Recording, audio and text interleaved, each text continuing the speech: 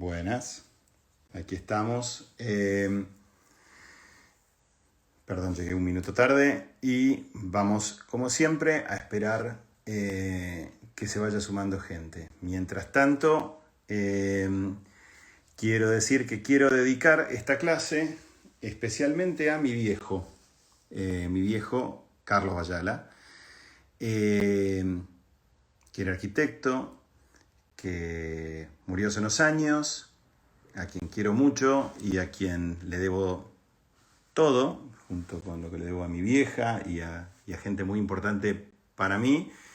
Y bueno, le quiero dedicar, viejo, te dedico esta clase. Mirá qué pobre dedicatoria, pero o qué poco lo que dedico, pero calculo que quiere decir que lo estoy haciendo con cariño, con amor y con la generosidad que creo haber aprendido de vos. Eso sí, yo creo que hay que de alguna manera aceptar que hay un dejo de generosidad en todo compartir y por supuesto de egoísmo, de querer disfrutar algunas cosas de nuevo y de rever algunas cosas. Y un poco el espíritu de estas clases, con lo que critica muchas veces Claudio Prestía respecto de la palabra clases,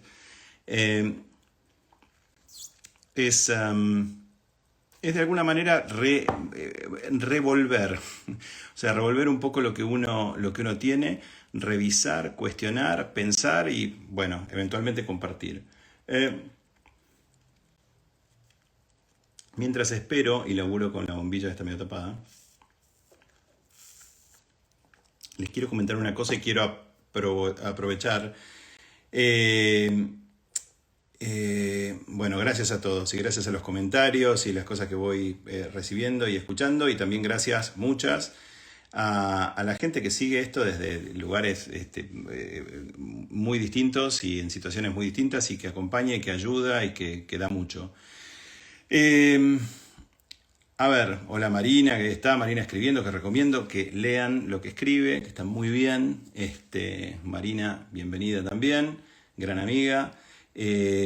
Otro gran amigo, Nico Kazakov, con quien compartíamos hoy algo que va a tener que ver con lo que vamos a ver en la clase de hoy.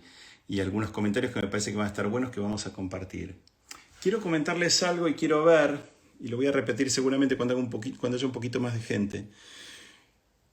La vez pasada yo me quedé con un poco de frustración porque lamentablemente hay mucho para ver, mucho para revisar, y por supuesto me comentaron que Instagram ahora no tiene un límite como solía tener, que a los 59 minutos se paraba todo, y sigue un poco más. Entonces lo que digo es, si estamos disponiendo todos y estamos haciendo el esfuerzo de meterle un cacho a esto durante una hora, a lo mejor me paso un poco. Y hoy hay tanto material para compartir que me parece que quizás, y eso les voy a preguntar a ustedes, si estuvieran dispuestos a bancar 60 minutos quizás no 60 minutos, bancar 70 o 75 minutos de clase, porque el material es mucho y porque me gustaría no apurarlo, especialmente en algunos puntos en donde quisiera revisar algunas cosas. Vamos a ver algunos ejemplos de cine, vamos a ver, bueno, si ustedes me dicen que está ok, o más o menos está ok, y que la van a bancar, por supuesto que lo hacemos. Y también les quiero pedir disculpas por la anarquía de los horarios y los días. Obviamente que los días están siendo los miércoles, en general yo lo estaba haciendo cada 2 semanas, eso genera mucha confusión porque ahora se hizo a una semana del anterior. De modo que a lo mejor ayuda que ustedes le avisen a otra gente que está perdida y demás, porque después me terminan diciendo, pero no sabía, pensé que era la semana que viene y demás. Con lo cual, si aprovechan ahora para avisar a otra gente, por supuesto que eso va a venir bien, porque francamente el tema de la comunicación de esto es bastante difícil todo el tiempo. Y ciertamente es muy difícil para el equipo que labura conmigo, que me odia de hacer esto y mandar los reminders y toda esa historia. Pues un poquito tedioso y yo encima lo voy cambiando por el camino para tratar de encajar con la agenda. La semana que viene no va a haber clase y recién es probable que la clase sea la otra semana, pero eso lo vamos a ir determinando. Así que hoy creo que lo que está bueno es Que bueno, que estén en medias y que pensemos juntos un ratito respecto de algo que a mí me encanta, que es un tema que a mí me encanta, no por lo frívolo que parece el tema de hablar de la autoría en términos de hablar del ego. Eso sí lo vamos a ver y vamos a ver el momento en donde eso se demuestra y eso de alguna manera se encuentra algunos opuestos, que tiene que ver con este bendito tema del autor, de la autoría. Así que vamos a ver de empezar esto, porque me parece que ya estamos en situación de que podemos empezar. Gracias a todos. Antes de empezar voy a apagar los comments. Les agradezco muchísimo a todos acá los que aparecen.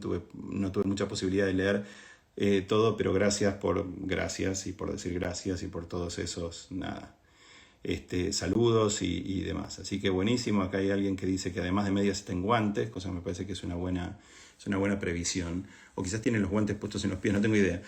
Les mando un abrazo a todos y si les parece, con una cucapá en la mano, hay gente en México evidentemente, así que buenísimo. Y queridos valientes que se van a bancar este rato, vamos a empezar. Tenemos mucho, va a ser un viaje y les pido que respiren hondo, que tengan paciencia. Si alguno de ustedes puede grabarlo, por las dudas de que estas cosas queden o después no se puedan emitir en Instagram y demás, lo vamos a tener.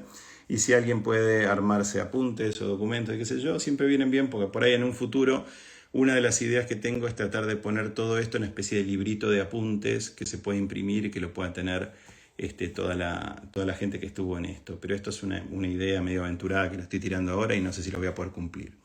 Así que apago los comentarios y vamos a empezar. Gracias. Bien. Bueno, como les dije, ¿de qué vamos a hablar hoy? Hoy de lo que vamos a hablar es de la autoría. Y me parece que es importante entender desde dónde vamos a abarcar el tema de la autoría, o mejor dicho, ¿para qué vamos a hablar de la autoría?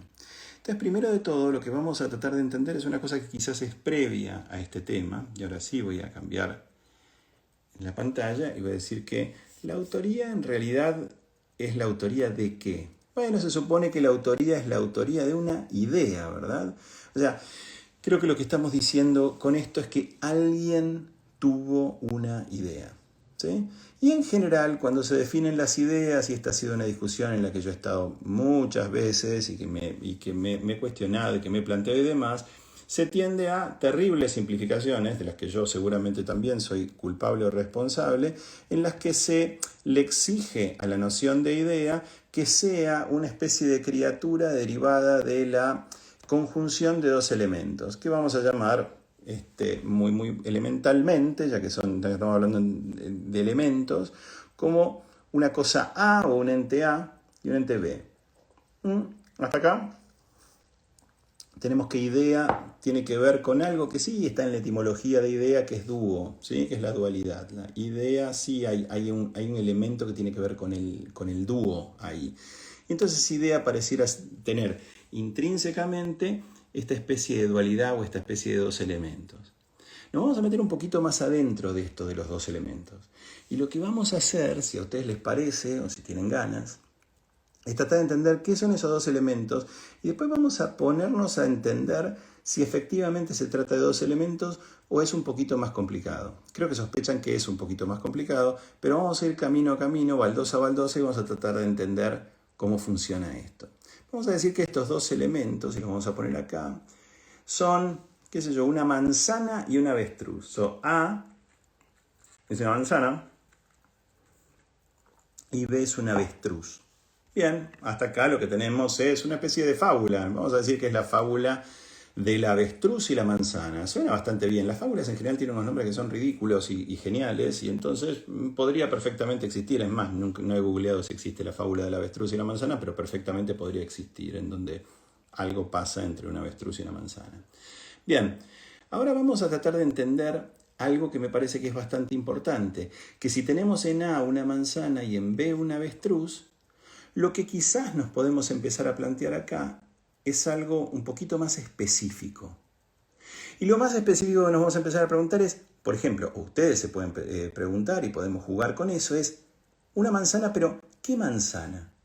Una manzana que está ¿dónde? Entonces ponemos a propósito acá, ¿dónde manzana? ¿Una manzana en qué estado? ¿Es una manzana que está colgada de un árbol y está viva aún? ¿Es una manzana que ya cayó y está muriendo y de alguna manera va a ser una fruta en un jarro? ¿Es una manzana que está en un plato? ¿Es una manzana que está colgando de una rama? ¿Es una manzana en una canasta? ¿Es una manzana en una mano? ¿Es una manzana como? Cruda, cocida, cocinada, podrida. El avestruz. ¿Qué avestruz es? ¿De dónde es esa avestruz? ¿Dónde está esa avestruz? ¿Está viva? ¿Está muerta? ¿Cómo está esa avestruz? Vamos a hacernos un poquito la vida un poquito imposible y vamos a poner una cosa más para agregar acá. Vamos a decir que en esta conjunción o en esta ecuación, este qué, este dónde, este cómo y demás son unos componentes de 3. Vamos a decir que, por ejemplo, ¿qué manzana? Puede ser una manzana roja, una manzana verde, una manzana, nada, amarilla, pues está muy madura, pero no llega a ser verde y tampoco está madura. Vamos a decir que esa manzana está en un árbol o en un plato o en una canasta. Esas son las 3 posibilidades. Vamos a decir que esa manzana está cocinada, que está cortada o está entera colgando de una rama. Vamos a decir que la avestruz es tal de tal lugar, o puede ser de tal otra zona, o puede ser de la pampa, o puede ser una avestruz chiquita, o puede ser una avestruz gigante, una avestruz vieja, una avestruz muerta. Y cada una de estas opciones tiene tres elementos. Bien, perfecto. Estos 3 elementos de cada una de estas cosas nos da esta extraña situación de combinación. Si nosotros quisiéramos elegir tres elementos de acá, o sea, una manzana determinada que está en tal lugar y que está cocinada o lo que sea, y 3 elementos del avestruz nos arrojarían unas 18.564 combinaciones posibles. Esto, lo que supongo que quiere decir, y este juego lo que quiere decir, es que es muy difícil decir la fábula del avestruz y la manzana sin que ustedes piensen una avestruz distinta a la avestruz que pienso yo, que piensa Josefina o que piensa Pepito.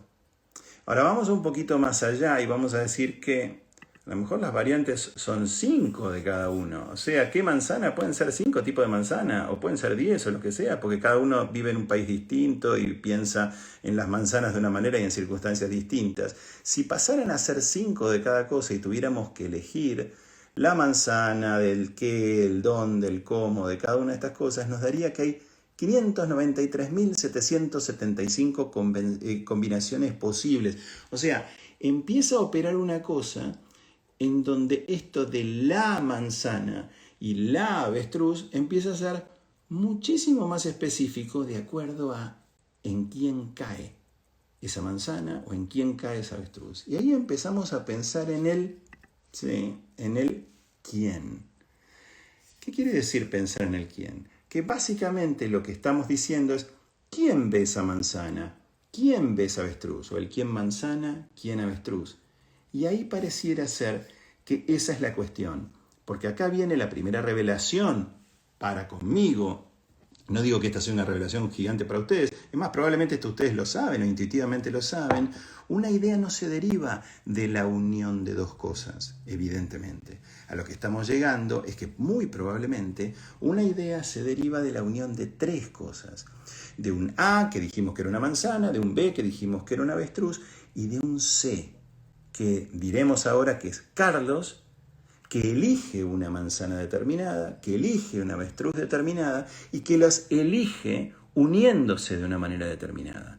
Con lo cual una idea evidentemente es el producto ya por lo menos de 3 entidades, con todas las ramificaciones y todas las derivaciones. Y eso empieza a conformar una cosa que, a la conveniencia de este ejemplo tontísimo que estoy poniendo, pero quizás útil en ese sentido, nos daría, bueno, las iniciales de mi nombre, por ejemplo, que nos llevaría a autoría, porque yo me llamo Carlos Antonio, me llamo Antonio de nombre del medio, quizás no lo sabían, encantado, Bayala. Carlos Antonio Bayala es de alguna manera la manera de comprender, porque como todos recordamos en el tema de la autoría, siempre la firma y el nombre es importante, pero Acá viene una de las primeras cosas que a mí me llama bastante la atención de, por ejemplo, una profesión como la publicidad. La publicidad suele no tener firma, o sea, suele no tener gente que le pone el gancho diciendo, bueno, esta fue mi idea o esto es lo que se me ocurrió y demás. Juzgando algunas publicidades uno puede entender que una persona le quiere escapar a ponerle la firma porque se han visto cosas bastante feas, pero hay una cosa rara en el tema de la anonimidad de las ideas o determinadas ideas, y específicamente me llama la atención que eso pasa y mucho en la publicidad, pero no pasó siempre. En la década del 70 o a comienzos de la década de los 80, en la publicidad, por ejemplo, de Argentina, había firmas, había agencias de publicidad, existía, qué sé yo, Dreyfus, un gran publicitario argentino histórico que ponía su nombre antes de una publicidad.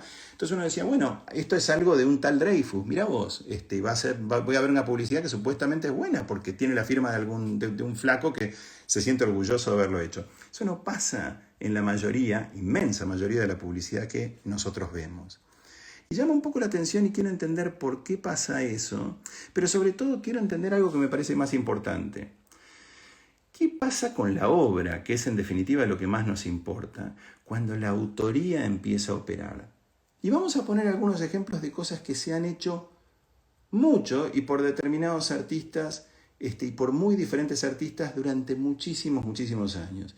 La pintura religiosa y especialmente la pintura religiosa cristiana tiene muchos de esos ejemplos, en donde hay cosas que sí o sí tenés que haber pintado, si fuiste un pintor europeo del Renacimiento, si fuiste un pintor impresionista, si fuiste un pintor romántico, si fuiste un pintor prerrafaelista, si fuiste un moderno, un posmoderno, un abstracto, un figurativo, tenés que haber de alguna manera contemplado alguna de estas cosas, una naturaleza muerta, esto, aquello y algún tema religioso. Entonces vamos a meternos en un tema religioso que a mí me parece que es, para mí personalmente, sumamente interesante. Les pido, porque estos son los primeros ejemplos y nos vamos a poner mucho más intensos con los ejemplos, que le demos la bienvenida a la Anunciación. Como casi todos nosotros sabemos, la Anunciación consiste en una escena del Nuevo Testamento en donde para los cristianos y particularmente para los católicos hay un momento clave, culminante, que explica la gestación milagrosa de Jesús. Y ese es el momento en que se presenta el Espíritu Santo ante la Virgen María y la Virgen María queda milagrosamente fecundada. No por José, que tiene que confiar en que ha ocurrido algo milagroso para entender y para ponerse de acuerdo con María en que Él va a ser el Padre en la tierra, que el Padre es Dios. Y esta historia, que es curiosa, que es compleja, tiene un momento, y este momento, Fra Angelico, para poner un ejemplo de un pintor, lo describe de esta forma. Y esta es una forma en donde él como sujeto se deshace un poco de la tarea de meterse demasiado en qué le pasaba a cada uno de ellos. Vemos una Virgen María que no pareciera tener una enorme expresión, vemos un Espíritu Santo que tiene un aspecto muy femenino también, es una imagen curiosa, pero que sin embargo en los dos casos se supone que el Espíritu Santo generalmente está descrito como una figura masculina, porque de algún modo la concepción se tiene que dar entre la idea y en la historia lo masculino y lo femenino acá, y aparece esta expresión de lo que es llamado la Anunciación. Ahora vamos a ver qué pasa con otros pintores y en otros periodos, y vamos a ver las expresiones. En general, las expresiones de la Virgen son de aceptación, ¿sí? Vamos a decirlo de esta forma, son como hasta incluso de sumisión. En algunos casos, incluso, no sé si lo verán, la Virgen María está hasta haciendo algunas cosas, como por ejemplo leyendo las Escrituras, está como en una especie de momento muy, acá lo van a ver, o acá también lo van a ver, de lectura, ¿sí? Y en algunos casos el Espíritu Santo llega con algo, como por ejemplo puede llegar con unas flores. En este caso también hay una cosa de un poco de sorpresa, iluminación y demás, pero los momentos, si yo se los describiera hasta incluso musicalmente, tiene una cosa de... no, tiene como un halo y una idea y una historia. Y acá vamos a ver qué pasa con esto que veníamos diciendo del A, B y C, solo que acá le vamos a poner A, B y R. ¿Y por qué le vamos a poner R o R? Porque me gusta más decirle a la R, porque la R son dos Rs. Y es que la R esta se corresponde con Rossetti. Dante Gabriel Rossetti. Vamos a ver qué pasa con la Anunciación que venía de acá o venía de acá, en el caso de cómo la cuenta Rossetti. Les pido que estén preparados para ver esto, porque ciertamente lo que va a pasar acá es distinto. Lo que va a pasar es que A, vamos a decir la Virgen, B, el Espíritu Santo, se encuentran de una manera que únicamente Rossetti, que observa, esta es mi Virgen María, esta es la Virgen María que yo me imagino, con la conducta que yo imagino, y este es mi Espíritu Santo, y estos son los derivados del encuentro, que son múltiples y muy distintos. Ahí vamos.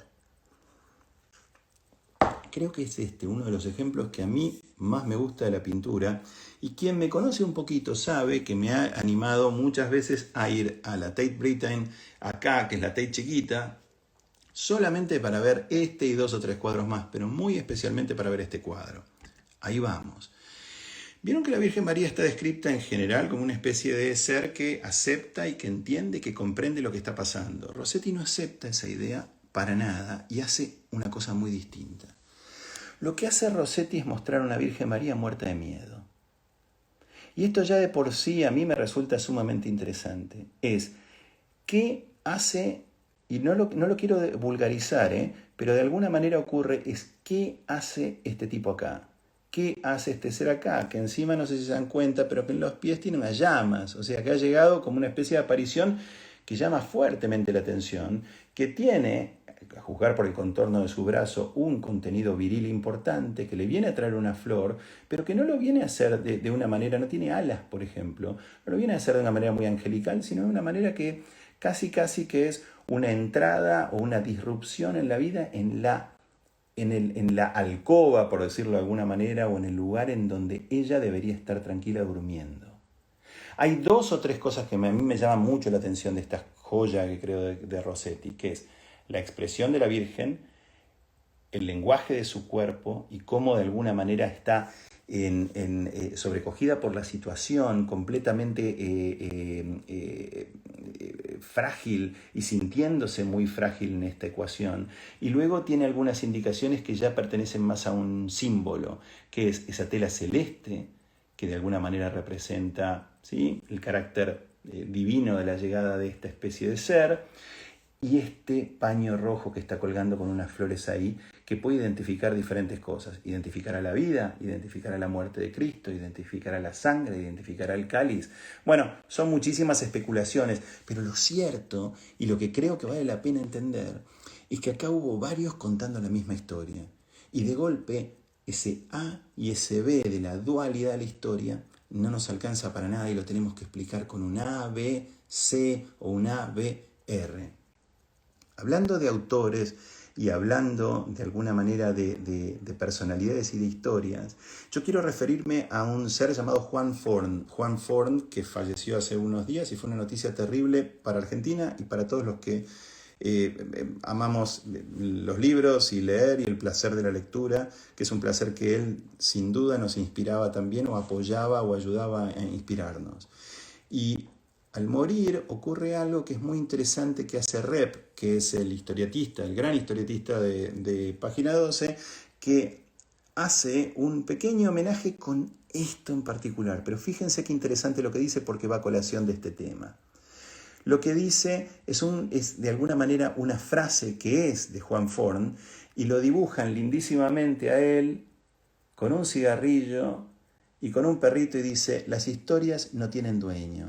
La historia es de quien mejor la cuenta, papi. Me gusta mucho el papi al final, porque evidentemente yo no lo conocí personalmente a Forn. Seguramente diría papi para terminar algo, o para reafirmar o para confirmar algo. Lo que creo que quiere decir todo esto es que ese tercer elemento que nosotros estamos definiendo en la autoría pareciera ser crucial, pareciera ser muy importante, pareciera ser clave, pareciera ser protagónico.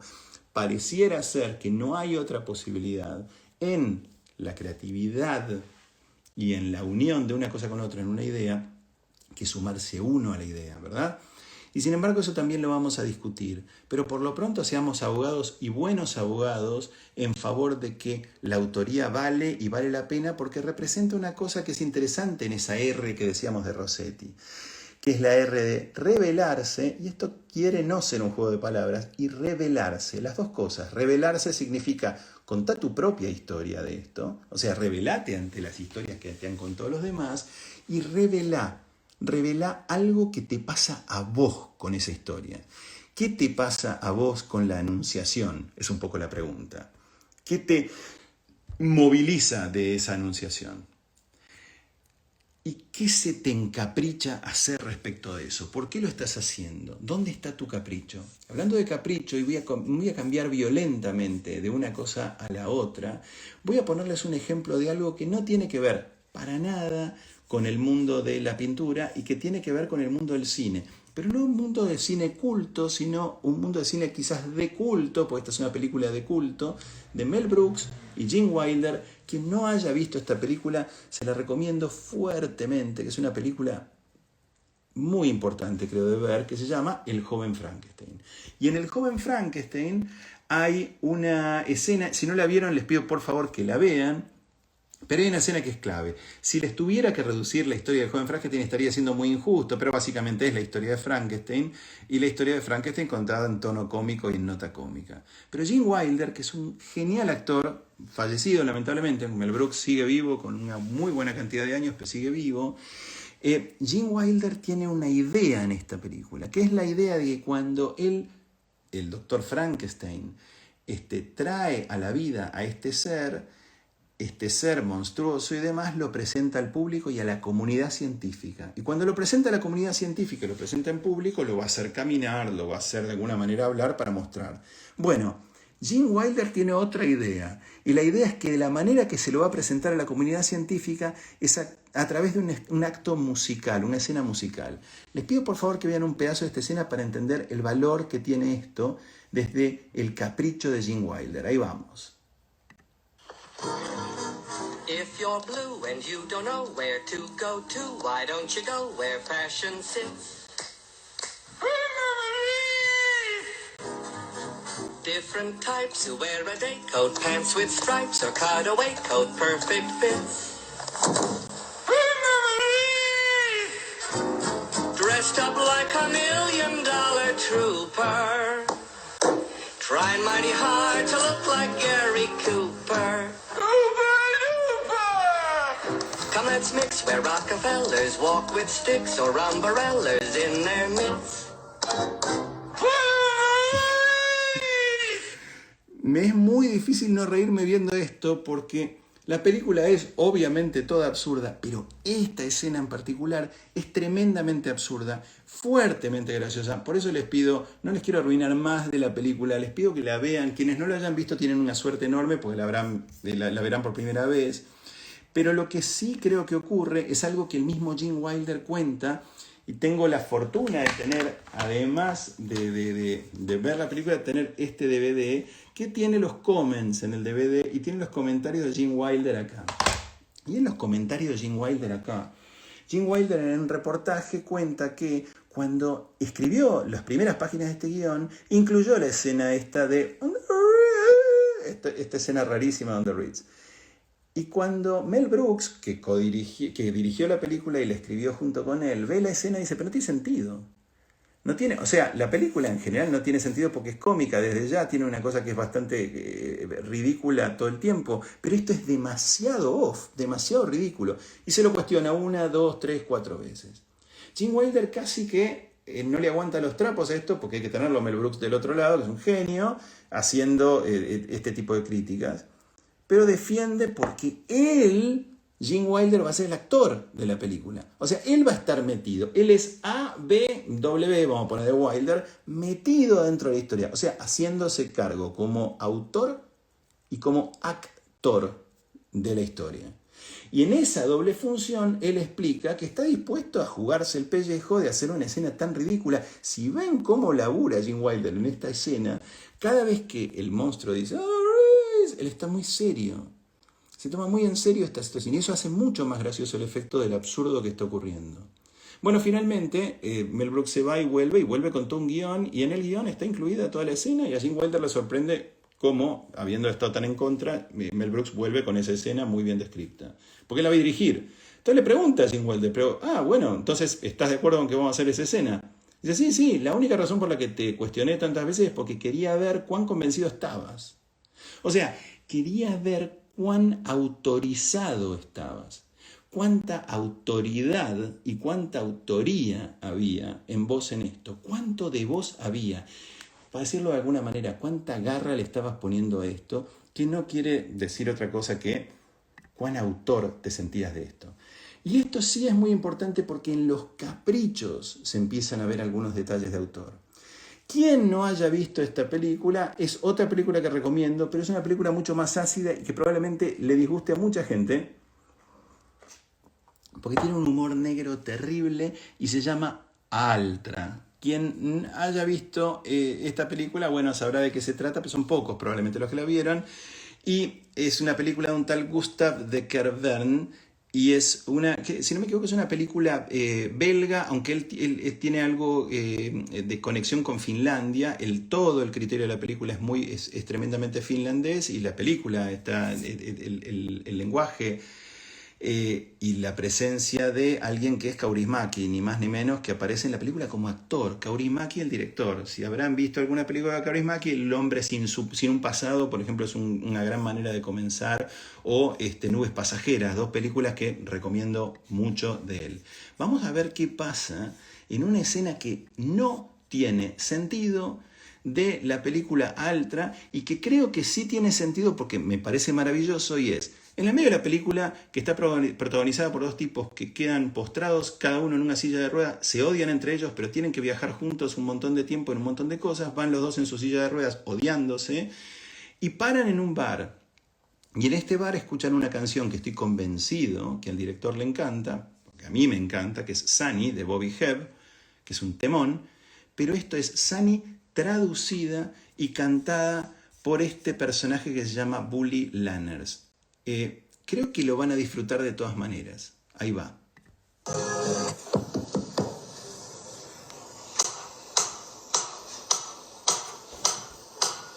Sonny,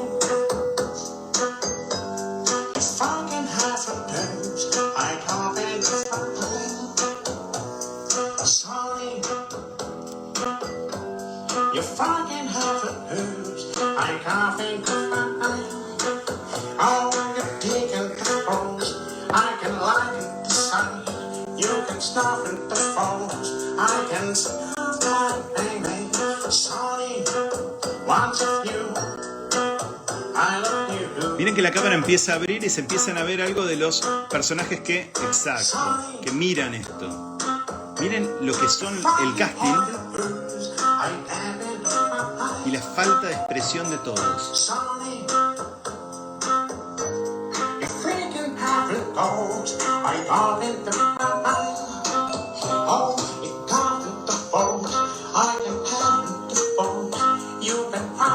Ahora, este tipo para la película para poner entero el tema.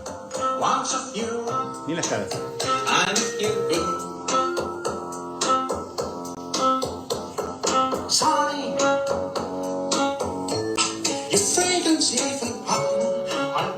Las caras. Está dando todo, este gran cantante de esta canción, con una letra rarísima. Y uno se pregunta, el tema es hermoso porque es Sunny, yesterday my life was filled with gray, Sunny, your smile at me, blah. Bueno, lindísima la canción. Bueno, acá está traducida y está cantada con un pianito barato de fondo, y da una tristeza inmensa, pero sin embargo es hipnótico, y que creo que lo que más nos hipnotiza es la fascinación que está teniendo el autor no de la canción, sino el autor de la película respecto de la canción. Está teniendo un viaje él personal respecto de lo que está pasando ahí, y eso quiero decir y quiero aceptar que creo que a muchos de nosotros como espectadores nos fascina. Ahora vamos a entrar en una cosa en donde vamos a mencionar a Borges. Y vamos a mencionar a Borges, que es medio jorobado, porque cuando uno menciona a Borges, uno tiene que estar preparado para mencionar a 2 Borges, o a 3, o 4, o a 10 Borges. ¿A qué Borges vamos a mencionar? ¿Qué Borges? ¿Cómo Borges? ¿Cuándo Borges? ¿Dónde Borges? Todos esos Borges, o ese Aleph de Borges que podemos mencionar, pueden darnos respuestas muy distintas a lo que vamos a indagar. Y cuando hablamos de autoría, Borges puede ser un interesante ejemplo de un autor que se mete, en este caso, en el caso del Aleph, en la obra, en donde en el Aleph Borges es Borges.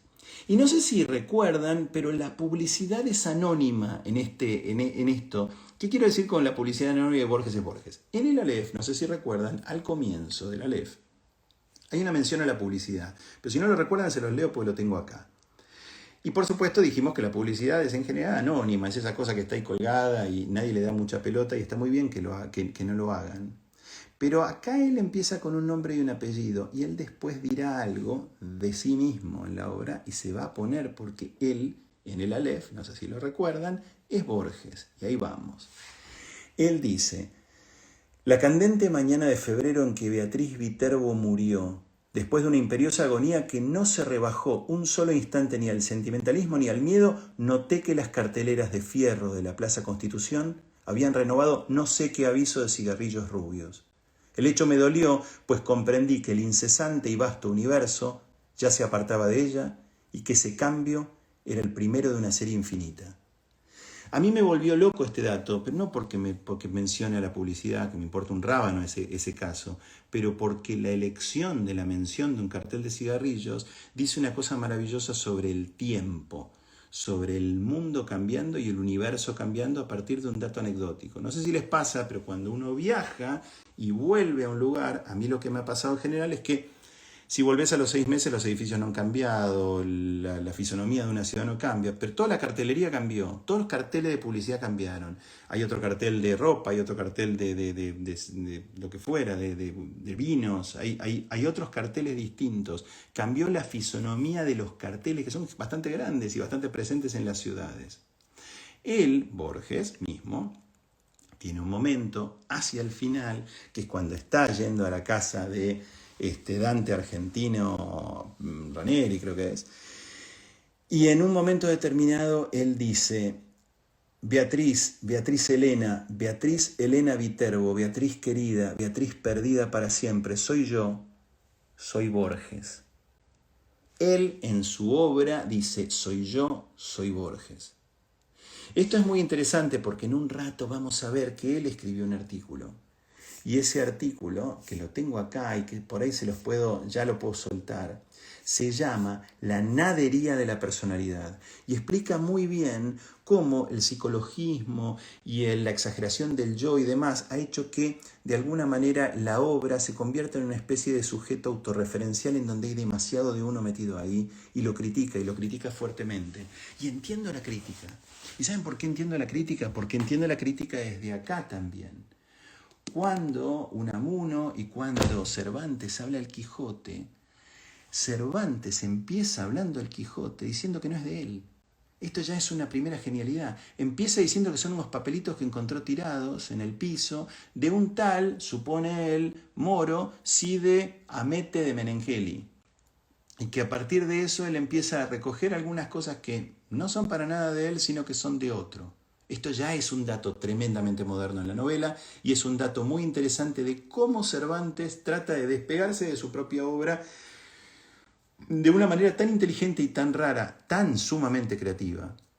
Y continúa en la historia obviamente contándola a Cervantes, pero alejándose del Quijote para que el Quijote tenga lugar para poder desarrollarse. Si es el producto de un anónimo, es probablemente más libre como criatura, más parecido a los personajes de Las Mil y Una Noches, que como bien sabemos, no sabemos sus autores. Sus autores han sido múltiples y de alguna manera el tiempo ha sido sus autores, las confusiones han sido sus autores, la transferencia oral han sido sus autores. Bien, esto lo que nos lleva es que aparentemente el tema de la autoría tiene que ver con la originalidad, porque no sé si estaremos de acuerdo, pero la originalidad viene de origen. Y pareciera entonces que la cosa es por ahí, ¿no?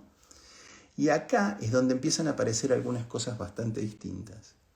Y acá es donde a mí personalmente, y esto es medio goma de mi parte y lo tengo que aceptar, me empieza a gustar cómo se va poniendo más el juego. El juego se va poniendo en que dijimos que una idea es A y B y que está bueno ponerle esa especie de elemento C que tiene que ver con quién miró A, quién miró B, quién los unió y demás, etc. Y ahora vamos a juntar eso con un elemento más, que es un elemento que vamos a llamar elemento espejo para decir que esto no es tan fácil. Si me siguieron hasta acá, que me parece que es bastante sencillo seguirme hasta acá porque lo que estoy diciendo es elemental, esto ya no se pone tan elemental porque acá lo que entra es D. ¿Y qué es D? Es el destinatario de lo que hacemos, o la destinataria, o los destinatarios, o las destinatarias de lo que hacemos. Y acá es donde cambia fundamentalmente la cosa, porque de golpe aparece el fenómeno de autores-espectadores, ¿sí?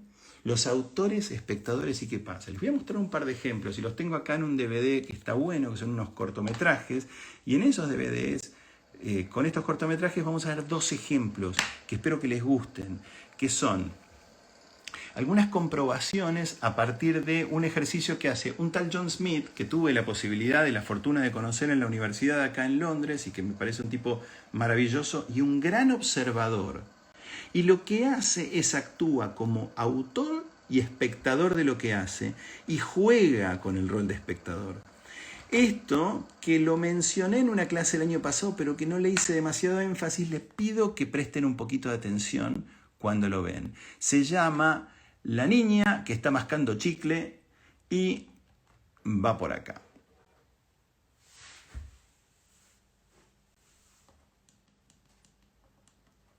Lo que van a hacer es que van a ver una cámara fija con apenas algunos paneos.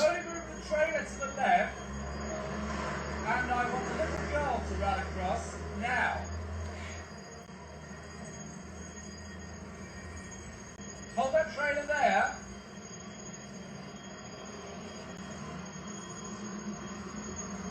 Now move the trailer off. Right, now I want the old man with white hair and glasses to cross the road. Él pareciera ser que está dando indicaciones, ¿verdad? A todo el mundo de qué es lo que tiene que hacer. Okay, fine. Now let's set the man in the big cap.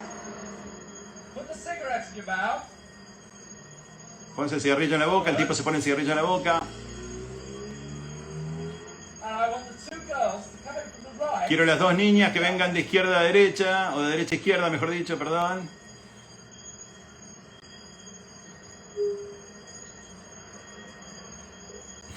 Now I want the Jamaican family. Father first. Look in front of you. Now the mother and the two boys. And I want the smaller boy to point to the right and now cast the glass behind him. Básicamente nos empezamos a dar cuenta al rato que él en realidad está pretendiendo, obviamente que está dando indicaciones a partir de algo que él filmó y que él vio y que él observó. Pero el ejercicio de hacerse como el dios de la situación o el autor de la situación, cuando es meramente un espectador de esto, hace que todo este ejercicio se convierta en algo muy gracioso. Recuerdo que trabajé en una época con un tipo que, si no me equivoco, llamaba de apellido Petrinca. A lo mejor está y existe en el mundo de personas que a lo mejor nos vamos cruzando en estas cosas, que decía que él solía hacer una cosa: se subía a un colectivo, se ponía en la primera fila de ese colectivo y, sabiendo, por supuesto, el itinerario del colectivo, que es prefijado, muy bajito decía al chofer, pero sin que el chofer se quisiera dar cuenta que se lo estaba diciendo, hacía muy muy bajito: doblar a la derecha.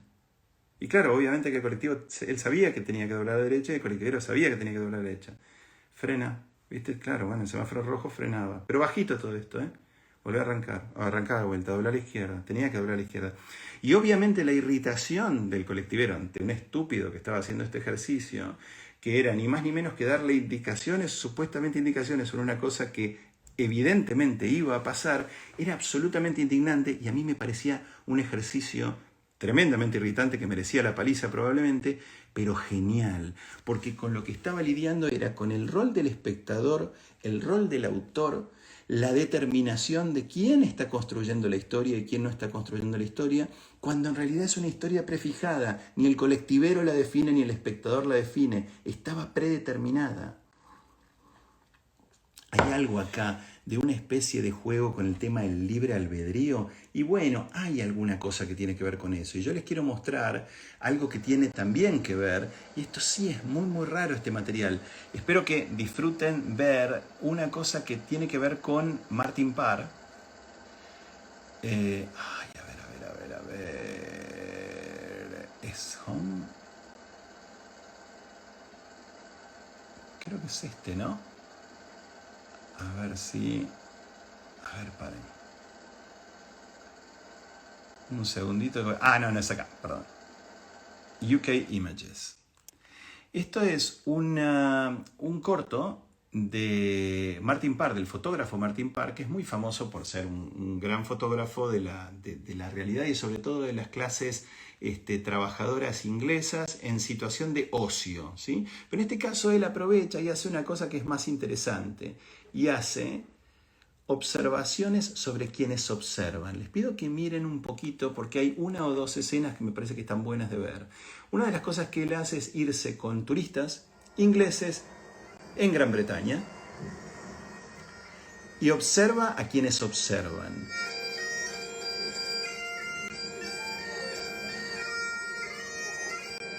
Lo primero que hace es simplemente situarse en el mismo lugar de quienes miran y sacan fotos a este gaitero escocés con diferentes personas que se plantan al lado para sacarse una foto, que son en general algunos jubilados que están pasando por ahí por los Highlands y demás, y el gaitero. Observa a quienes observan, fotografía a quienes ya están fotografiando, y obviamente el cambio de contexto es muy grande. Es época no de celulares, sino de cámaras de fotos digitales, algunas de film, ahí se escucha una de film, pero son cámaras digitales algunas, y cámaras de video. Y cómo cada uno de estos personajes, de alguna manera, se va acercando, observa y se va. ¿Y qué pasa con el sujeto observado, que es este gaitero?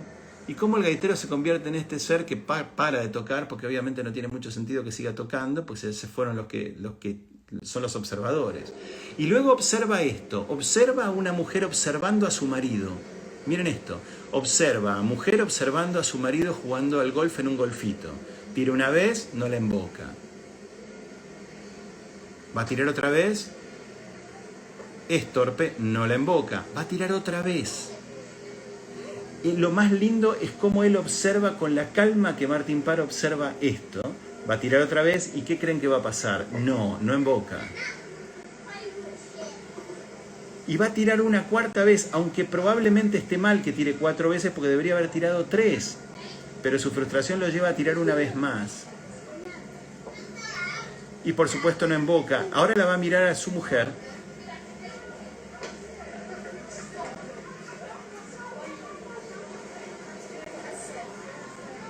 Su mujer está en otra completamente, no le importa nada esto que están haciendo, pero nada, le hace el aguante al marido.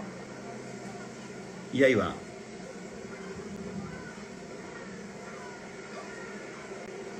Adentro, en uno. Bien. Estas observaciones de los observadores. Esta es la observación del que observa y esta es la observación del autor espectador o expectante, o este espectáculo, por seguir diciendo, de mirar o de observar a los demás haciendo determinadas cosas sin prácticamente intervenir, sin crear la historia. Porque Martin Parr no está creando ninguna historia acá. No creía Martin Parr que esto podía pasar. Ocurrió y después él decretó que valía la pena tenerlo, lo editó, se lo llevó. Esto le pasó ante sus ojos. Y acá es donde empiezan a pasar estas cosas en donde nos empezamos a poner un poquito más del lado de el Borges que no se mete tanto en la historia, sino que habla de, y les recomiendo el artículo que se llama La nadería de la personalidad de Borges. Lo pueden buscar en internet y está. Está escrito medio ofuscado Borges ahí y palabrea fuerte, en el sentido que lo escribe medio difícil. y se lo ve con un poquito de bronca y sostiene cosas que también hay que tomarlo con pinzas en ese lugar porque sostiene cosas que después en otros lugares se van a contradecir. Pero acá sí ya me quiero poner un poquito más fuerte desde lo que pasa con el espectador. Y menos mal que les advertí que el tiempo me iba a quedar cortina y que esto no iba a terminar en una hora y que vamos a seguir un poquito más allá. Si están de acuerdo con eso y si están de acuerdo con que vamos a seguir un poco más, acá nos vamos a poner un poco más intensos, porque acá empiezan a venir cosas que son un poco menos pensadas y un poquito más emocionantes. Y una de ellas tiene que ver con esto que decíamos del rol del espectador, y sí vamos a estar hablando de algo, y lo quiero poner ahora mismo, que a mí es un ejemplo que me encanta, y que tiene que ver con el fútbol, tiene que ver con la música, y tiene que ver con un artista que es Maradona. Y sin embargo no tiene que ver con Maradona como artista, no tiene necesariamente que ver con el fútbol, y ahora vamos a entender por qué. Y lo que sí tiene que ver es con la neurosis que hay en el espectador de fútbol, que es otra historia. Creo que es la mejor canción que se hizo sobre el fútbol en ese sentido, en un sentido neurótico, que me parece que hace falta, está bueno observar y ver. Les pido que disfruten este tema que a mí me encanta personalmente, de Mano Negra, que se llama Santa Maradona, porque por supuesto refiere a Maradona, pero refiere periféricamente a Maradona como un artista, pero acá los artistas son los espectadores. Y el mismo Manu Chao, de Mano Negra, está como espectador. Y es una cosa bastante jorobada, porque las observaciones no son observaciones benévolas respecto al espectador de fútbol. Hay violencia, hay momentos terribles, hay cosas que son muy feas. Los momentos de fútbol que se ven son horribles en su mayoría, salvo los momentos que aparece Maradona, que hace cosas divinas. Pero hay faus, hay cosas que parecen muy fútbol uruguayo, quiero decirlo con amor a los amigos uruguayos que ven esto. Y acá vamos a empezar a ver en Santa Maradona una cosa que creo que vale la pena observar, de qué es lo que pasa cuando A más B, ¿sí? Vamos a decir que es Maradona y el espectáculo del fútbol, y C, que es Chao, Manu Chao, y D, que son todos los espectadores, que son en realidad los verdaderos artistas de esta obra que vamos a ver acá. A ver qué les pasa con esto, reviéndola, porque todos hemos visto esto. Vamos. Bien. Cuando hablamos de esto, de Mano Negra y de Santa Maradona, en realidad lo que estamos hablando es de la desautorización del autor. O sea, el autor se supone de la obra de arte acá es Maradona, y sin embargo lo que está comentando Mano Negra y lo que está comentando Manu Chao es que en cierto modo el arte pasa por la locura que ocurre alrededor y por la locura que ocurre en él mismo como espectador. Por eso él, el artista de la canción, es el espectador. Él está en el rol de espectador, él está mirando a los canchas, él está mirando a Maradona, él está en las tribunas. Esto es genial en ese video. Entonces, ¿esto qué quiere decir? Que de alguna manera lo que proclamaría o lo que me gustaría de alguna manera debatir en silencio con ustedes, o con el silencio de ustedes, es que hay un elemento de una enorme importancia que pareciera ser esto de la autoría, que no deja de tenerlo, pero que no necesariamente es siempre la respuesta. Ya dijimos que hay mucho que se ha creado que está buenísimo, que tiene que ver con lo anónimo, que tiene que ver con el producto de la confusión. Dijimos las 1001 noches, y vamos a decir un ejemplo más, que es este, que es el A más B igual no sé. ¿Y qué quiero decir con eso? Quiero volver a hablar de la no autoría, pero la quiero hablar en este sentido, en el sentido de cómo funciona con el malentendido. Y lo voy a poner con un ejemplo que se llama Marcus más Carlos igual X. ¿Qué quiere decir esto? Un día, un amigo con el que trabajábamos con Gaby en Mother, que se llama Marcus Björkman, que es sueco, me contó una idea. Yo escuché esa idea, que él me la contó en un inglés, que es un inglés de un sueco, un inglés básico, como el inglés que yo tenía en esa época, aunque él tenía mejor inglés que el mío. Y entonces me contó esta idea. Yo escucho esta idea y a mí me gusta la idea de Marcus. Entonces lo que hago es algo que uno hace generalmente cuando escucha la idea de otro, no sé si les pasa a ustedes, que es que repetí la idea que me dijo. Ah, qué bueno, porque tal cosa y tal otra. Y Marcus me dijo, no, eso no es lo que te dije. Yo lo que te dije es tal cosa. Pero luego comparamos notas y lo que yo había creído que Marcus había dicho era en realidad mejor que lo que Marcus me había dicho. Pero no era ni la idea de Marcus, ni era mi idea, claramente. Yo era lo que creí que había escuchado de Marcus. Y Marcus recibe lo que yo creí que había escuchado, que evidentemente era una versión distinta, modificada de su versión. De modo que esto no se pertenecía ni con A, ni con B, ni con C, ni con D. Se pertenecía con una cosa que vamos a llamar X, que tiene que ver con la posibilidad de que hay una entidad, autora en este caso de esto, que es la casualidad, o que es el accidente, o que es de alguna manera el malentendido. Y yo estoy convencido que en obras como Las Mil y una Noches, por ejemplo, se debe haber dado, y mucho se debe haber dado, este tema de que las historias que fueron pasadas de una generación a otras por tradición oral han sido un producto de una forma de lo llamado brainstorming, pero un brainstorming temporal, generacional, oral, de confusiones, de idas, de vueltas, y los cambios los han ido curando miles y miles y miles de personas que han ido contando estas historias por la noche, inventando, agregando, poniéndoles IVA, sacándoles, se han ido curando y depurando, como las versiones de los virus, que ahora se habla de la variante Delta y la variante tal. Ha habido variantes de estas historias que han prosperado mejor, porque generaban más perplejidad, porque generaban más sorpresa, porque te llevaban a pensar toda la cual cosa que si no, no pensabas. Eso que nosotros llamamos el famoso brainstorming o brainstorming y demás, que siempre me pareció un nombre pretencioso y producto de algún marketing del pensar ideas y demás, o de algún gurú de esos de las creatividades. No obstante, es una expresión que me parece que es justa, porque tiene que ver con mucha gente haciendo quilombo respecto de una determinada idea.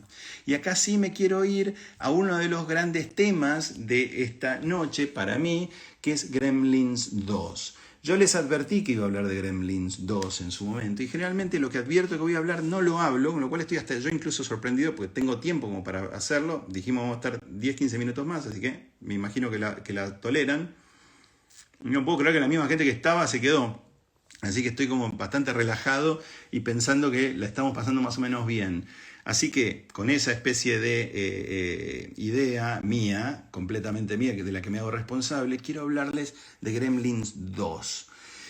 Con Domingo vimos Gremlins 1, hace no mucho tiempo, yo lo había visto Gremlins 1, pero no me acordaba casi nada, y me gustó ver Gremlins 1 de vuelta, pues nos reímos, nos pareció como que es una premisa bastante loca, tiene este famoso tema de que no le des agua, no le acerques agua, que no vean la luz, y no se te ocurra darle de comer después de la medianoche, que es una genialidad. Obviamente sabemos perfectamente que esas son tres cosas que van a pasar, y obviamente pasan muy pronto en la película, y la película deriva en todas las cosas que ya sabemos.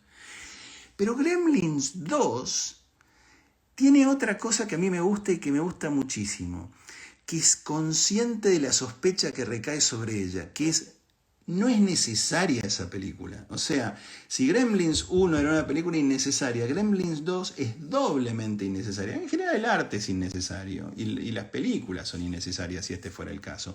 Pero Gremlins es muy innecesaria y la 2 ni hablar.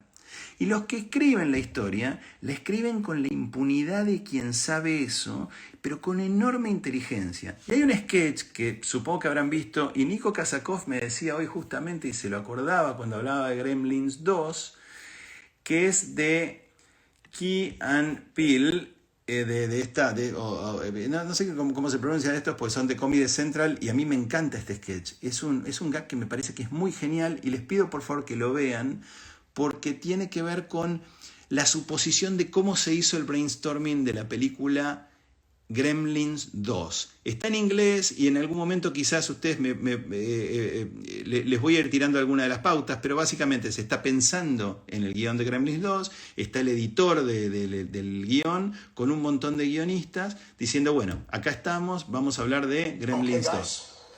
Gremlins 2. I'm telling you, this movie should write itself. First one was a classic. This should be pretty straightforward. Basically, all we're doing is maintaining the integrity of the original picture. We want to do all the stuff with the water and the... Ok.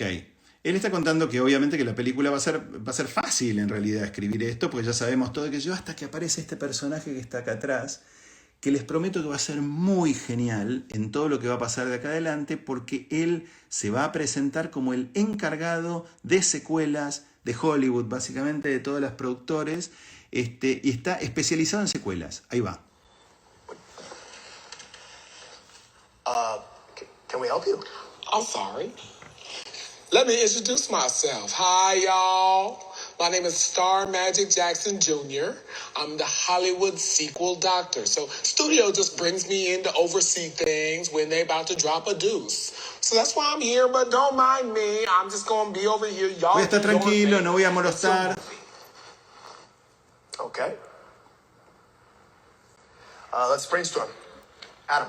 If it's going to take place in an office building, I was thinking, what if Gizmo gets wet from a water cooler this time? Okay, hold on a second. I'm sorry, I'm going to have to step in here just 1 second, sweetheart. So what's wrong with y'all? Y'all looking like a bunch of sad sacks. This is G2, people. We're writing Gremlins 2. It should be a party with pizza and anchovies, pineapple. Just, come on, lift up the spirits. Look, okay. Fíjense cómo maneja este a little bit of brainstorming. spice into the mixture here. What if we did this? Everybody here gets to design their own gremlin. Cada uno de los que está acá decide y diseña su propio gremlin. A ver, tira. I don't see that the gremlin design is broken. It's called brainstorming, not brain drizzling, sweet pea. Okay? Shut your mouth for a second. Look, here's the thing.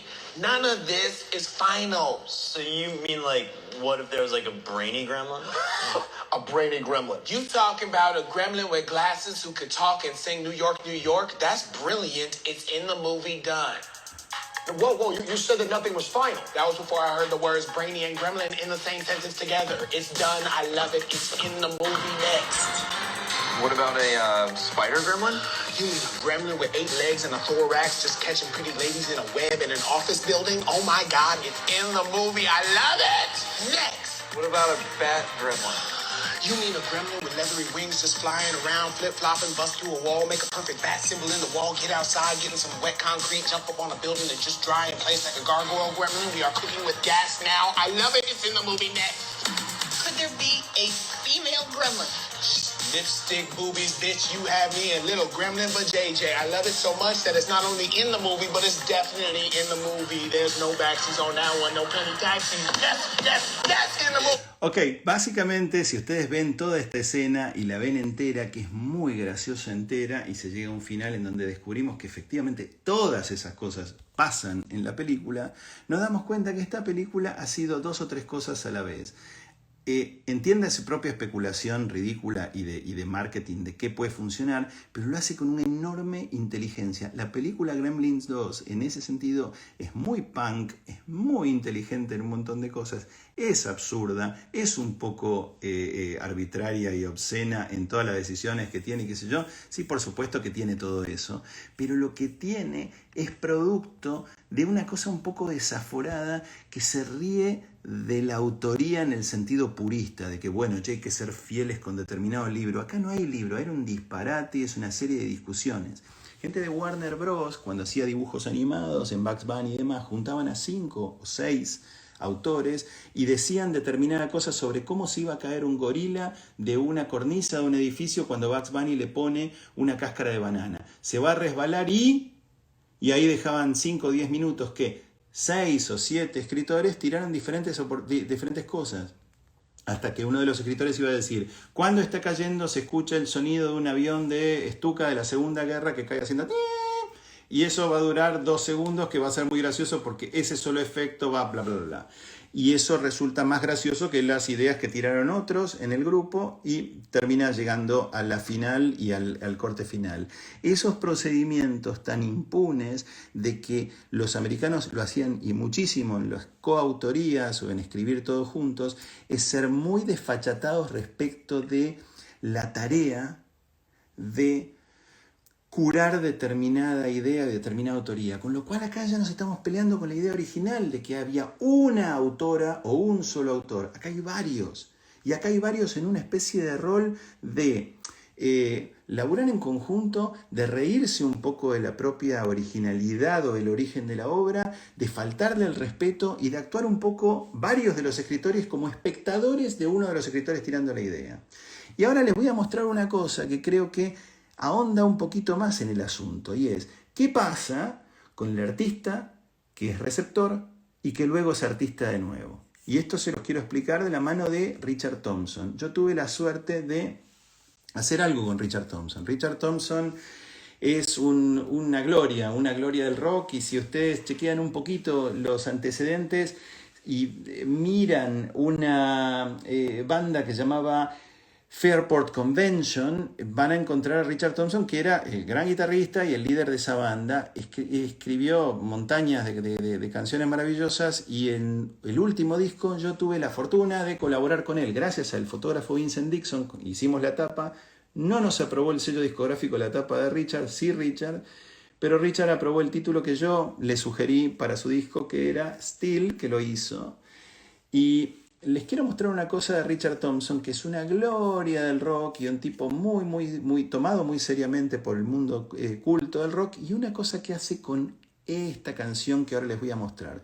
Miren lo que pasa acá con él respecto de una obra ya creada previamente, con el público y con la interacción de las dos partes. A ver qué les pasa con esto. Y fíjense lo que él empieza diciendo de una manera muy docta, muy de gran artista del rock serio y considerado. Vamos a ver qué pasa acá. It's a kind of it's a sort of classic pop song, and if we just take it out of the original hands and give it a slightly different interpretation, perhaps we can reveal its splendor. It has any. Well, so strangely enough, its chord sequence is reminiscent of other centuries, and just for a bit of fun, towards the end, we're going to play it in the style of the 16th century, just to show that. Vamos a poner un poco de siglo XVI a esta canción pop que de alguna manera me parece que me gusta. Vamos a escuchar cuál es esa canción.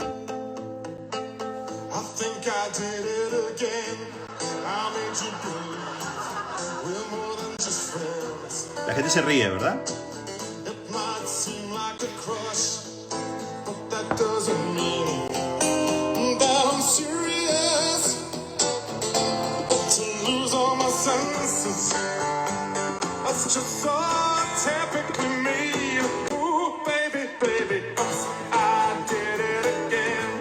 Está cantando Britney Spears, claramente, ¿no?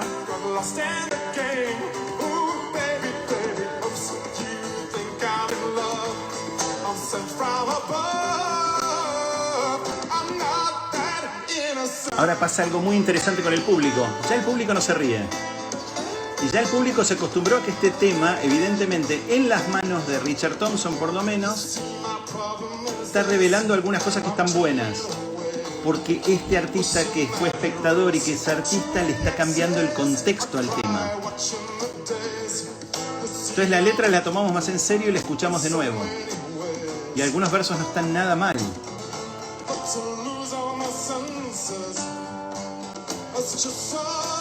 Ahora va a haber un plano de los espectadores, ¿eh?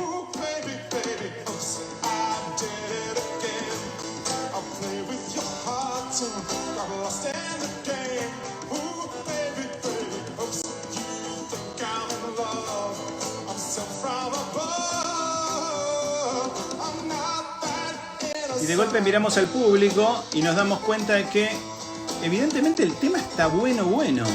O al menos tiene algunas cosas que están buenas y que son interesantes. Está siendo revisado o está siendo revisto. Su autoría está siendo de alguna manera reconsiderada.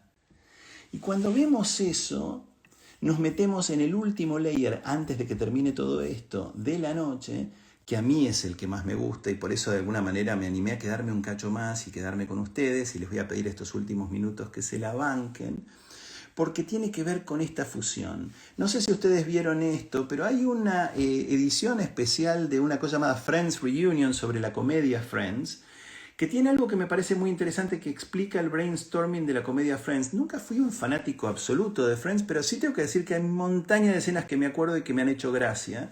Pero acá cuenta una cosa, que por supuesto las grabaciones de Friends tenían público, que el público era muy importante, porque el público no sabía lo que iba a pasar, porque ellos lo que querían era reacciones y risas, y si las risas no eran suficientes, había que reescribir en esa misma noche y volver a actuar la escena y volver a hacerla en función de lo que había sido la reacción del público, cosa que a mí me parece que es bastante maravilloso.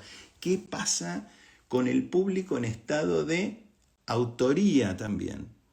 Y ahora el último layer de todos, que tiene que ver con artistas y las relaciones de autoría entre sí. ¿Qué pasa cuando hay un artista que hace una obra y viene otro artista que la tiene que representar? Por ejemplo, en un video de música. Y vamos a hablar y nos vamos a despedir con Anton Corbijn.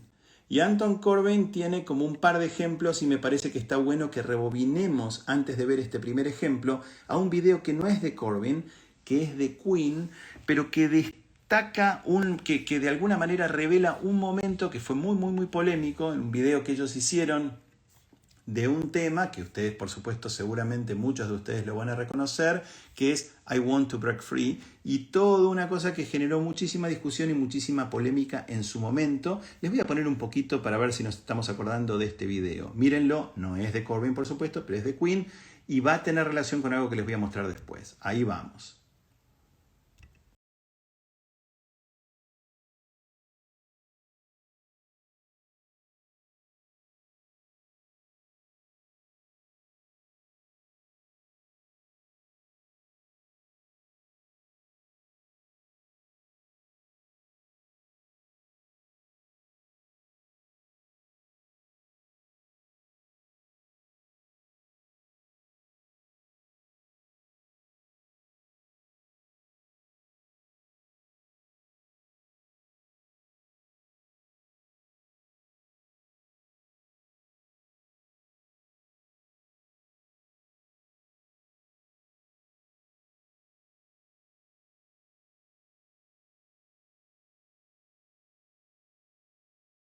Conocemos el tema, sabemos lo que pasa y sabemos lo que va a pasar. Pero veamos el tono que tiene el tema, porque el tono que tiene el tema es un tono que es bastante curioso porque es un tono de farsa, un tono cómico. Lo que hace Freddie Mercury con esto no es lo mismo que están haciendo los otros tres personajes de la banda en cuanto a qué es lo que están contando. El crossdressing está empezando a funcionar de una manera que es curiosa, que a mí en cierto modo me parece que hoy, a la vista desde acá para allá, es hasta en algunos puntos, por el tono que empieza a tener el video, en cierto modo demasiado frívola, porque se toman a ellos muy en broma respecto de lo que están haciendo, especialmente los otros tres miembros de la banda. Anton Corbijn tiene, y ahora estábamos hablando de Anton Corbijn y vamos a ir a eso, tiene algo que decirnos al respecto. Y lo que tiene que decirnos es algo que tiene que ver con uno de los temas que a mí más me gusta de un discazo, de una banda que está siendo muy castigada, muy olvidada, y creo que por algunas razones lo es, porque han sido en un momento determinado, se han puesto demasiado insoportables empresarios, comerciales, la figura de Bono es una figura pesada, y sin embargo, qué temazo es One, qué temazo es One, y qué gran disco es Achtung Baby, y qué interesante es todo lo que pasó en ese disco, pero sobre todo, qué es lo que pasa con Anton Corbijn respecto de el tema One. Y yo les voy a pedir que vean qué es lo que pasa con este video en particular, porque me parece que hay mucho para ver y hay algunas relaciones con esto que acabamos de ver de Queen acá, y es la distinta manera que tiene de tratar una misma idea, un poco lo que decía Juan Forn antes. Papi es quien la cuenta mejor. Vamos a ver quién cuenta mejor una idea.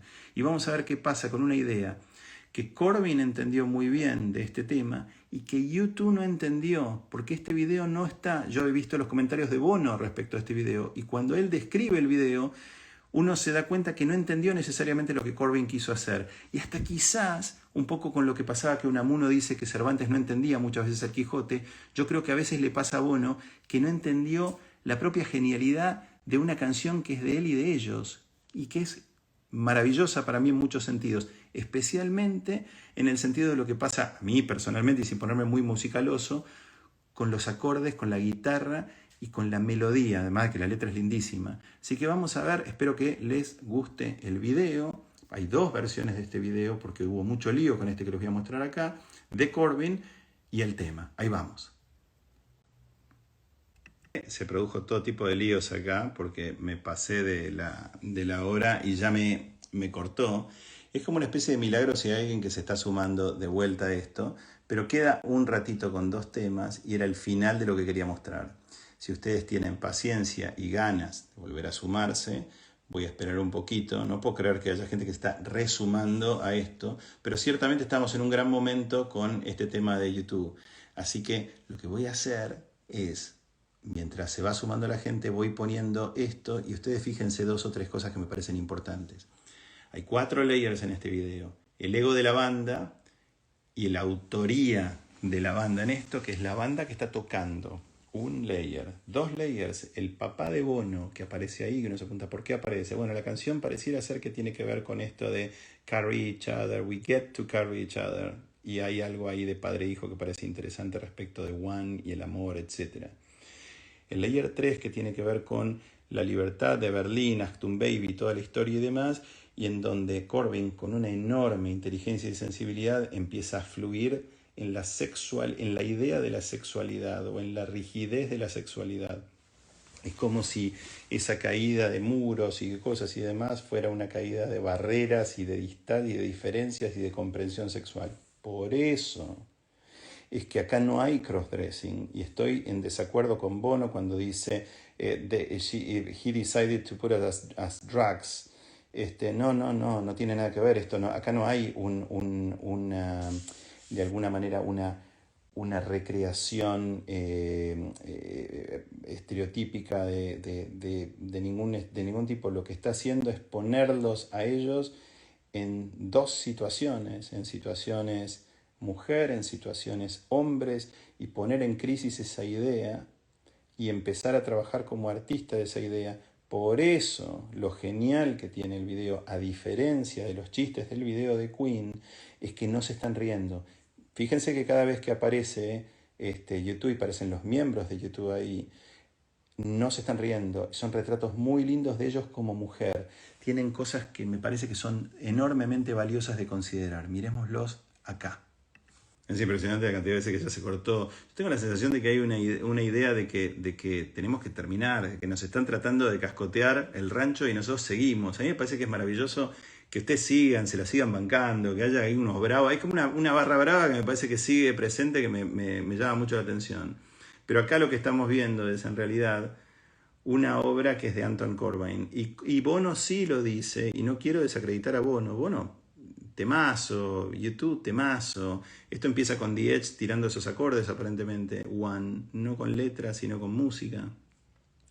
Y luego lo que sí Bono dice es que Corbijn fue un artista más dentro de la banda, que les impuso esto que ellos al principio no entendían muy bien. ¿Por qué nos teníamos que vestir de mujer? Fíjense que no se ríen. Y hay una cosa que me parece que es muy importante. Y ya terminamos.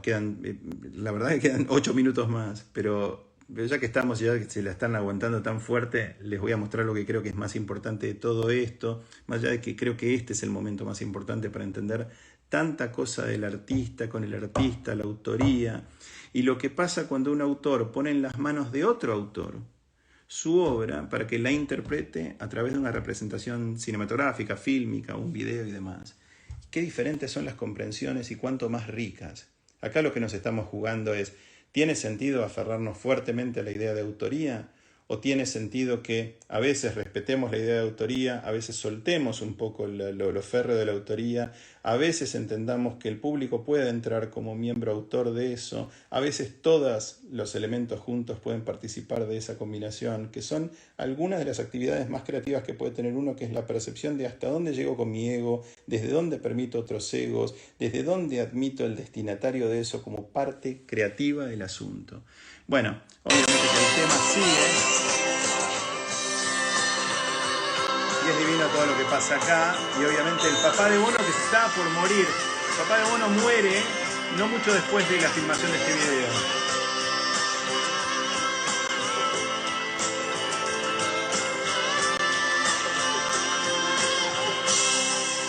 Boom.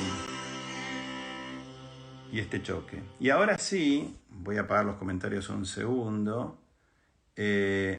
Discúlpenme, pero así se puede ver mejor la imagen. Y sí nos vamos a ir con una cosa que sí tiene que ver con la estrategia del artista respecto de otros artistas y respecto del ego. Y acá, con esto, nos vamos a despedir con un tema que a mí me parece maravilloso, me parece genial, y vamos a ver algo que ya se entiende que es la estrategia de Corbijn. ¿Qué es lo que hace Corbijn como fotógrafo? Pero también qué es lo que hace Corbijn, Anton Corbijn, que es holandés, y se puede entender a través de que sea holandés el tipo de humor que maneja, que es un humor del norte de Europa. Yo, habiendo vivido en Holanda, tardé mucho en entender el humor holandés, que es un humor muy difícil de entender porque es un poco cruel y porque sobre todo no tiene gracia en cuanto al sentido cómico, como sí pasa en Inglaterra o puede pasar en España o en Italia. En Holanda no, el destino no es gracioso del humor, es aleccionador en cierto modo, que es distinto, es otra estrategia. Pero Corbijn es muy inteligente y se nota que es un gran negociador, que para hacer lo que carajo quiere con su idea, primero traza una ruta en la que les saca el problema del ego a los artistas con los que labura y los pone primero de una manera absolutamente glorificada. Vamos a ver este video de Depeche Mode. Y yo les puedo decir que el cantante de Depeche Mode, hablando de este video, nos explica mucho de lo que Corbijn hace con este video. Este video es una gloria por muchas cosas, pero fíjense cómo empieza. Y de una manera tan superficial, tan ególatra, tan cosa. Y Depeche Mode, que es genial en un montón de sentidos, a mí me encanta, pero que se toman a sí mismos siempre muy en serio. Los temas tienen una cosa de cuerpo y de seriedad, ellos tienen una impronta, y de golpe aparece... Agradezco a todos los que están de vuelta como por quinta vez, ya estoy como fascinado con eso solo y me he un poco movido, me voy a quebrar en algún momento. Miren esto que va a pasar acá. ¿Qué es lo que hace Corbijn? Lo mismo que hizo con YouTube. Se saca de encima el problema del ego del artista para el que labura, lo retrata muy bien, los pone lindos y después hace lo que quiere. ¿Y qué es lo que quiere? Que en Enjoy the Silence, que es un temazo, hace una cosa muy muy rara con el cantante de la banda. Este momento lo hace el productor de Corbijn porque el otro ya dijo, no, me harté, me cansé. Jamás sospechó, y lo dice él con humildad, y me parece que está bueno lo que dice Depeche Mode de esto, jamás sospecharon que iba a funcionar tan bien el video y que iba a resultar tan genial. Y en realidad le dieron, en estas batallas de autorías y de egos y demás, le dieron entrada, le dieron ingreso a la posibilidad de algo que a mí me parece que es sumamente interesante y sumamente rico, que es el disfrute de la creatividad del otro. Y esto sí me parece que es una cosa que resulta maravillosa. Acá no estamos entre nosotros hablando sobre nuestras creatividades, o yo les estoy contando mi creatividad, ustedes me están mostrando sus creatividades. Acá estamos disfrutando de creatividades de otros, las estamos poniendo de alguna manera en valor, las estamos tratando de comprender de una manera subjetiva y estamos quizás también especulando sobre nuestra posibilidad creativa en eso, porque estamos imaginando cosas. Obviamente que nos basamos en algunas cosas que ellos mismos comentaron o que comentaron otros y demás. Pero a mí me parece que ese juicio crítico y de alguna manera este jugar o este juego es lo que nos lleva a ese lugar. Y ahora sí, los quiero dejar con una última cosa que tiene que ver con contextos distintos. Y con esto sí, ahora sí, con este último tema nos vamos, porque es una cosa que a mí me hizo muy bien en su momento, que me hizo valorar muchísimo una canción, y estuvimos tanto en Inglaterra, en qué sé yo, que quiero que nos vayamos con Rodrigo Bueno. Y nos vamos a ir con Rodrigo Bueno reinterpretado, y esto es una reinterpretación de la BBC del tema de La mano de Dios, de Maradona, y ahí uno se da cuenta, y a mí sí me pasó que me di cuenta, y quiero decirlo con una mano en el corazón, que no me sentí ese día lloré un par de veces, como creo que muchos de nosotros, no me sentí más emocionado en todo el día que en el momento que en la BBC escuché La mano de Dios interpretada así.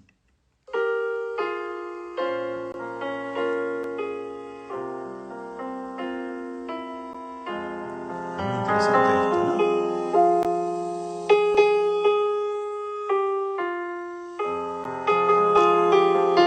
Rodrigo Bueno.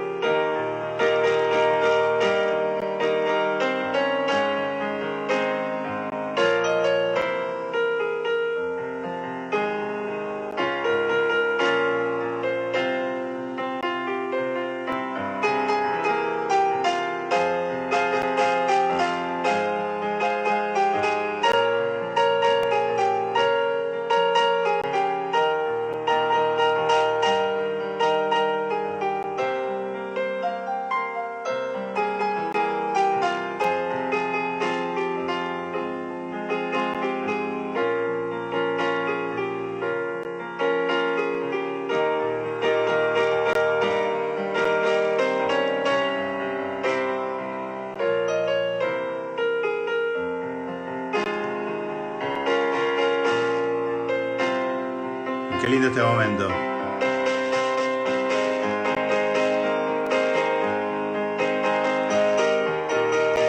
Tremendo.